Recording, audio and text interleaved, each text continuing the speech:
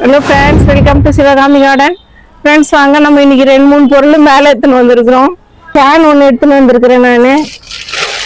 நம்ம கீழே ஏற்கனவே ஒரு கேன்ல நம்ம இந்த காய்கறி வேஸ்ட் எல்லாம் போட்டு கம்போஸ்ட் ரெடி பண்ணி வச்சிருக்கிறோம். சரி, இது மேலே வந்து நம்ம கொஞ்சம் இடம் கிளீன் பண்ணிட்டோம். இந்த கேன் இங்கே வச்சுட்டு இதில் மறுபடியும் இதில் நம்ம ரெடி பண்ணலாம் சொல்லிட்டு நான் இந்த கேன் மேலே எடுத்துன்னு வந்திருக்கிறேன். இந்த காய்கறி வேஸ்ட் எல்லாம் நம்ம இதில் போட்டு வச்சுக்கலாம்.